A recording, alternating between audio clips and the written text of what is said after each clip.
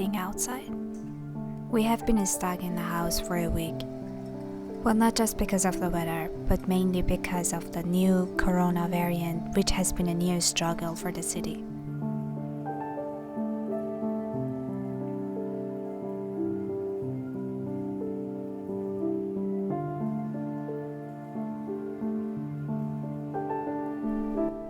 I had my Turkish class last night. I told my teacher, "İnsanları görmeyi ve konuşmayı özledim," which means I missed seeing people and talking with them. I missed it.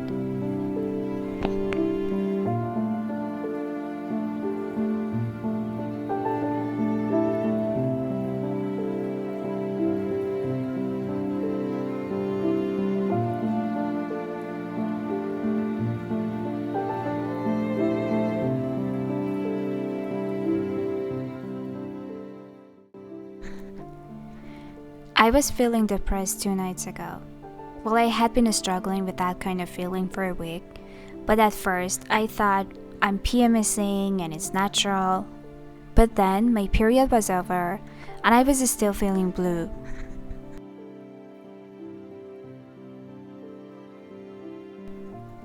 I took a shower and then I felt like I need to talk with him. He's the first person I go to whenever I'm down. He can't help me all the time, but I feel like it's necessary and safe to let him know how I'm feeling. He was downstairs. I could hear him working. I sat here and told him how I'm feeling.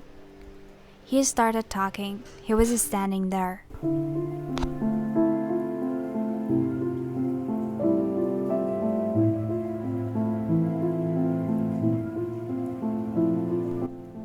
He said you miss connections, people, and that's normal.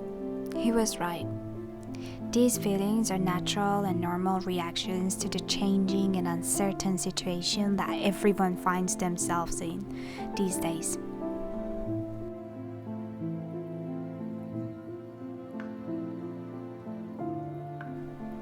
I started thinking about ways I could handle this situation. That's how I am. Always looking for a way to deal with things. I made a list of things that can be helpful. Start a new book. Get enough sleep.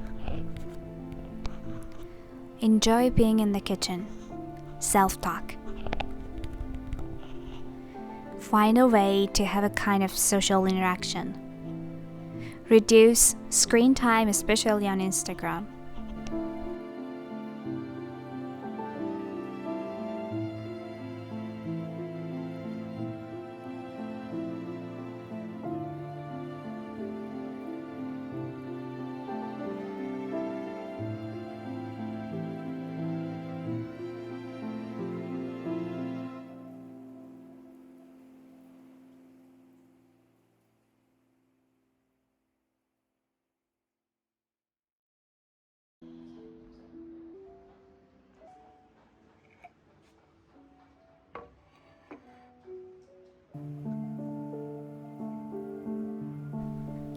He said we work from home. We've been doing it for years. It's totally normal to feel lonely sometimes.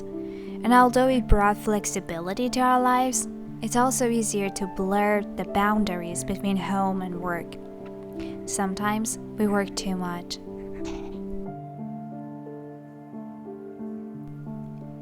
I felt much better after the talk. I know different feelings come and go, and it's part of the whole experience. I know sometimes you don't even need to do anything. Stop overthinking. Just go to sleep, wake up, and let a new day start. It may be a better one.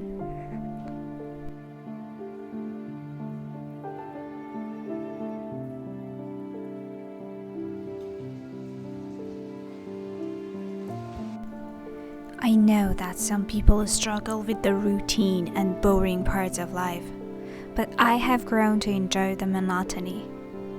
Monotony, boredom, these are the things that build us up, that add up to important achievements. They have their purpose, so I have learned to love them. That was not the problem with me. The problem was bigger. It was out there, in the world. It was like we were going through a tunnel.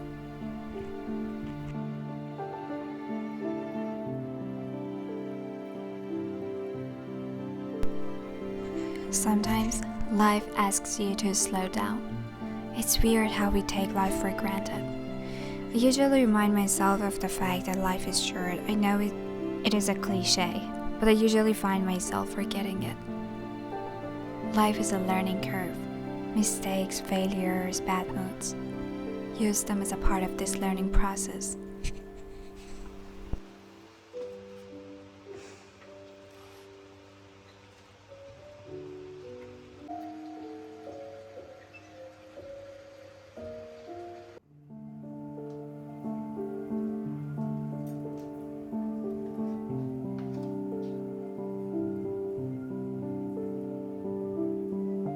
There is this theory, a set point theory of happiness, which is very interesting. It says that a person's basic level of happiness doesn't fluctuate much. You are who you are. That is an interesting theory. So I wonder, is it possible to get happier? This theory says that some people are naturally happier and more cheerful than others. Looking back to my family, I find myself the most cheerful person there. And when I look carefully, I see how moments are lost in my family. Sometimes people are so busy with the stress or the addiction to stress that they actually forget about being calm and happy.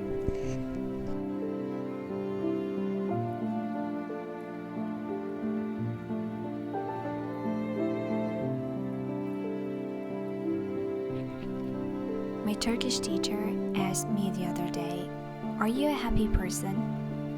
I said, "Ben zaten mutluyum," which means I am naturally happy. She asked me why. Think of reasons of your happiness and make a list for me right now. I said, "Çünkü yaşıyorum ve aşkı biliyorum ve sağlıklıyım ve işimi seviyorum. Çünkü başkalarına yardım ediyorum. Çünkü hayatımda harika insanlarla tanıştım."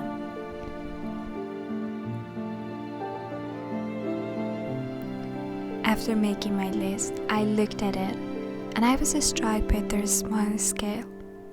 It's always been like that for me. The smallest things take up the most room in my heart. Anyway, it's been 2 days since I wrote this to share with you. I'm already feeling better because that's life. It's always like that. I believe in the power of a new day and a good sleep and a good talk and a good book.